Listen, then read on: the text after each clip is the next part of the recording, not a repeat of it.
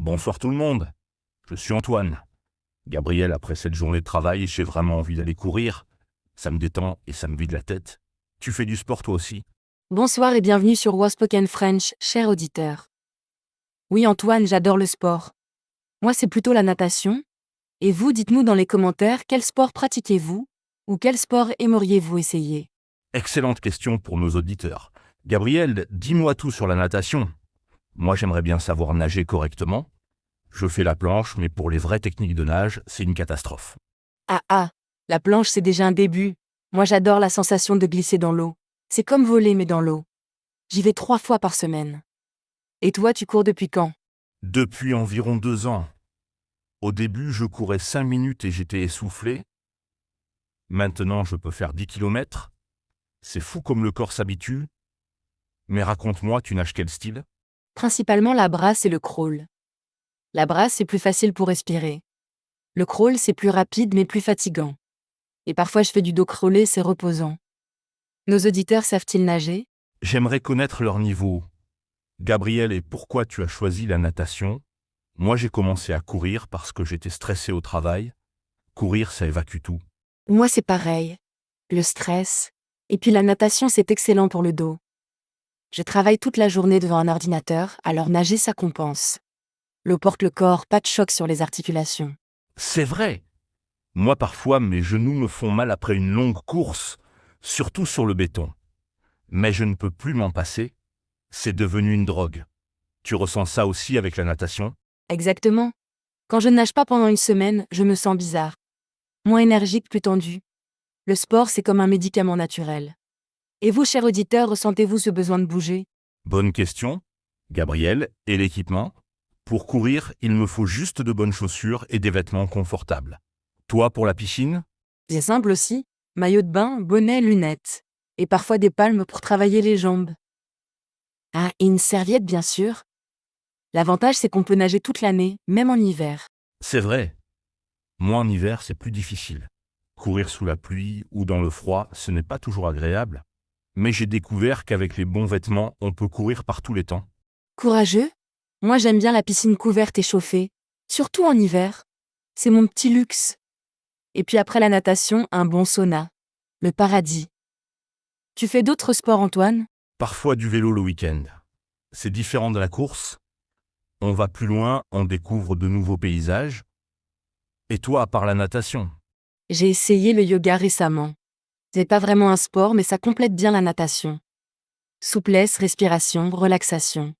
Nos auditeurs font-ils du yoga ou des étirements? Le yoga, j'aimerais essayer. Tu dis que ça complète bien? Comment ça? Moi, je fais juste quelques étirements après ma course, mais c'est tout. Le yoga m'aide à me détendre après l'intensité de la natation. Et ça améliore ma souplesse. En natation, plus on est souple, mieux on nage. C'est un cercle vertueux. Intéressant. Moi, je devrais faire plus d'étirements. Parfois, j'ai des courbatures après une longue course. Gabriel, et l'alimentation? Tu changes quelque chose dans ton alimentation à cause du sport? Bonne question. Je fais attention à bien m'hydrater. Avant et après la piscine. Et je mange plus de protéines pour les muscles. Pas de régime strict, mais j'écoute mon corps. Moi aussi, je bois beaucoup d'eau et j'évite de manger juste avant de courir. Une fois, j'ai couru après un gros repas. Catastrophe. J'ai eu mal au ventre pendant tout le parcours. Ah, l'erreur classique. Moi c'est pareil avec la natation. Il faut attendre au moins 1 heure après manger. Nos auditeurs ont-ils fait cette erreur aussi? J'espère qu'ils vont partager leur expérience. Gabriel, les bienfaits. Toi, qu'est-ce que le sport t'apporte au quotidien? En beaucoup de choses. Plus d'énergie, meilleur sommeil, moins de stress. Et puis je me sens plus forte, plus confiante. Et physiquement, bien sûr, on se sent mieux dans son corps. Exactement. Moi, depuis que je cours, je dors comme un bébé.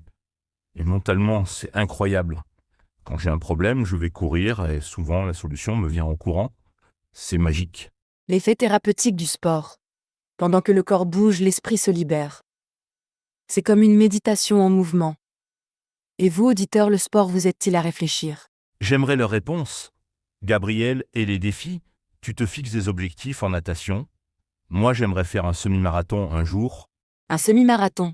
Quel beau défi. Moi je me lance des petits défis. Nager 1 kilomètre sans m'arrêter, améliorer mon temps sur 50 mètres. Ces petits objectifs me motivent. C'est motivant. Et quand on y arrive, quelle satisfaction. Gabriel, tu nages seul ou avec des gens? Souvent seul. C'est mon moment à moi. Mais parfois avec une amie. C'est sociable et motivant. On se pousse mutuellement. Et toi, tu cours en groupe? Moi aussi souvent seul. C'est mon moment de liberté. Mais parfois je rejoins un groupe de course. L'ambiance est super. On s'encourage, on partage des conseils. Nos auditeurs préfèrent-ils le sport seul ou en groupe? Bonne question. Chacun a sa préférence. Antoine et les blessures. Tu as déjà eu des problèmes en courant. Quelques petites blessures. Une fois une douleur au genou parce que j'avais trop forcé. J'ai appris à écouter mon corps. Il faut être progressif. Et toi en natation? La natation, c'est assez sûr. Parfois des crampes si je n'ai pas assez bu, ou des irritations à cause du chlore. Mais rien de grave. C'est un sport doux pour le corps. C'est un avantage. Moi j'aimerais alterner course et natation. Comme ça, moins de risques de blessures. Tu penses que c'est une bonne idée? Excellente idée, Antoine. Varier les sports, c'est parfait. Ça travaille différents muscles, et c'est moins monotone. Tu pourrais commencer doucement avec la natation. Tu me donnes envie. Et nos chers auditeurs, pratiquez-vous plusieurs sports ou vous êtes fidèles à un seul? Dites-nous dans les commentaires. Oui, vos habitudes sportives nous intéressent. Antoine et les excuses? Tu sais, ces jours où on n'a pas envie de faire du sport, comment tu te motives? Ah, les jours difficiles. Parfois je n'ai vraiment pas envie, mais je me dis juste 10 minutes. Et souvent, une fois commencé, je continue. Et toi? Pareil. Je me force à aller à la piscine même si c'est juste pour nager 15 minutes. L'important c'est de garder le rythme. Une fois qu'on arrête, c'est dur de reprendre. Exactement. La régularité, c'est la clé. Gabriel, et les saisons? Tu nages aussi souvent en hiver qu'en été? Oui, c'est l'avantage de la piscine couverte. Toujours à bonne température. Même si parfois j'ai moins envie de sortir quand il fait froid dehors. Et toi l'hiver? L'hiver, c'est plus dur. Il fait noir tôt, il fait froid. Mais j'ai découvert que courir dans la neige, c'est magique. Tout est silencieux, blanc, c'est poétique. Courir dans la neige? Ça doit être beau? Moi je n'ai jamais essayé. Et nos auditeurs, comment gérez-vous le sport en hiver? Avez-vous des astuces? Excellente question. Gabriel, et les progrès? Tu vois ton évolution en natation? Moi, en course, je note mes temps, mes distances. Oui, je vois mes progrès. Au début, j'étais essoufflée après 2 longueurs. Maintenant, je peux nager 1 heure, et ma technique s'améliore. Le maître nageur me donne parfois des conseils. Un maître nageur. C'est bien d'avoir des conseils professionnels. Moi, j'ai appris la course tout seul avec Internet. Mais peut-être que je devrais prendre quelques cours aussi. Pourquoi pas? Même quelques conseils peuvent éviter les erreurs et les blessures. Et puis c'est motivant d'apprendre de nouvelles techniques. Nos auditeurs ont-ils déjà pris des cours de sport? Bonne question. Gabriel, et l'aspect mental? Le sport, ça change la façon de voir les problèmes. Absolument. Le sport m'a appris la persévérance. Quand c'est dur dans la vie, je pense à mes entraînements difficiles. Si j'ai réussi ça, je peux réussir autre chose. Et toi? Pareil, la course m'a appris que même les grands défis se font pas à pas, kilomètre par kilomètre. Dans la vie aussi, on avance petit à petit. Belle philosophie, Antoine. Le sport nous apprend sur nous-mêmes. Et vous, auditeurs, est-ce que le sport vous a appris quelque chose sur la vie? J'aimerais leur réflexion. Gabriel, et les rencontres? Tu as rencontré des gens intéressants grâce au sport? Oui, à la piscine, dans les cours d'aquagym parfois. Les sportifs sont souvent des gens positifs. On partage cette passion du mouvement. Et toi en courant? Dans les groupes de course, et aussi pendant les courses officielles, il y a une belle solidarité. Tout le monde s'encourage. C'est beau à voir. La solidarité sportive. C'est vrai que les sportifs se comprennent. On connaît l'effort, la sueur, la satisfaction. Nos auditeurs ont-ils trouvé des amis grâce au sport? Excellente question. Gabriel, et l'avenir? Tu as des projets sportifs? Moi, ce semi-marathon, ça me trotte dans la tête. J'aimerais essayer la natation en eau libre, dans un lac ou la mer. C'est différent de la piscine, plus sauvage, et peut-être faire un stage de perfectionnement. La natation en eau libre, ça doit être impressionnant. Moi, j'ai peur des poissons. Ah! Mais ça doit être beau! Nos auditeurs, quels sont vos rêves sportifs? Partagez vos projets. Antoine, en résumé, qu'est-ce que tu dirais à quelqu'un qui hésite à commencer le sport? Je dirais, commencez doucement. Choisissez quelque chose qui vous plaît. L'important, c'est de bouger.